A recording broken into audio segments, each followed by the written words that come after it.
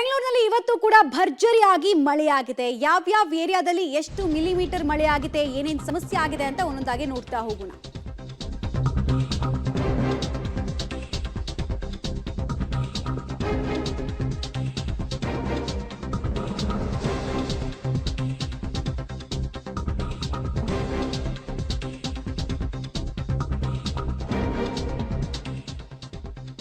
ಓಕ್ಲಿಪುರಂ ಅಂಡರ್ಪಾಸ್ನಲ್ಲಿ ಇವತ್ತು ಕೂಡ ನೀರು ನಿಂತು ವಾಹನ ಸವಾರರು ಪರದಾಡಬೇಕಾಯಿತು. ಅದೇ ರೀತಿ ಕಂಟೋನ್ಮೆಂಟ್ ರೈಲ್ವೆ ಅಂಡರ್ಪಾಸ್ನಲ್ಲೂ ಕೂಡ ನೀರು ನಿಂತ ಪರಿಣಾಮ ವಾಹನ ಸವಾರಿಗೆ ಭಾರಿ ಪ್ರಾಬ್ಲಮ್ ಆಯಿತು ಅನ್ನೋದು ತಿಳಿದು ಬರ್ತಾ ಇದೆ. ಒಂದು ಮಳೆ ಬೆಂಗಳೂರಿನಲ್ಲಿ ಸೃಷ್ಟಿ ಮಾಡಬಹುದಾದ ಅನಾಹುತಗಳು ಏನು ಅಂತ 2-3 ದಿನಗಳಿಂದ ನೋಡ್ತಾ ಇದ್ವಿ. ಒಂದ್ ಕಡೆಗೆ ಸಂಜೆ ಮಳೆ ಬರ್ತಾ ಇರೋದ್ರಿಂದ ಆಫೀಸಿಂದ ಮನೆಗೆ ಹೋಗೋರಿಗೆ ಬಹಳ ಸಮಸ್ಯೆ.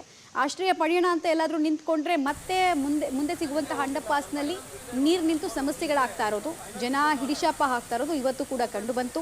ಹಲವು ಏರಿಯಾಗಳಲ್ಲಿ ಕೃತಕ ನೆರೆಯ ವಾತಾವರಣ ಸೃಷ್ಟಿಯಾಗಿದೆ, ಕೃತಕ ಪ್ರವಾಹದ ವಾತಾವರಣ ಸೃಷ್ಟಿಯಾಗಿದೆ. ಹಲವು ಕಡೆ 40 ಮಿಲಿಮೀಟರ್ಗೂ ಹೆಚ್ಚು ಮಳೆ ಬಿದ್ದಿದೆ ಅನ್ನೋದು ಕೂಡ ತಿಳಿದು ಬರ್ತಾ ಇದೆ. ಇನ್ನೂ ಕೆಲವು ಕಡೆ ಇನ್ನೂ ಮಳೆ ಕಂಟಿನ್ಯೂ ಆಗ್ತಾ ಇರೋದ್ರ ಬಗ್ಗೆ ಕೂಡ ಮಾಹಿತಿ ಇದೆ.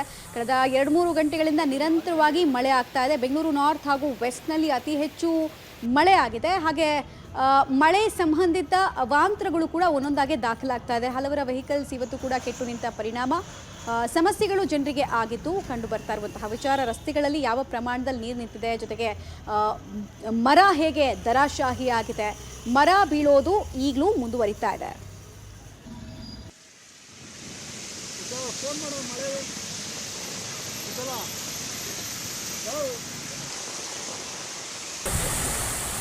ಹೋಗಿಲ್ಲ ಫೈನಾನ್ಸ್ ಇದೆ, ಫೈನಾನ್ಸ್ ಬಂದವ್ರೆ ಹೋಗ್ಬೇಕು.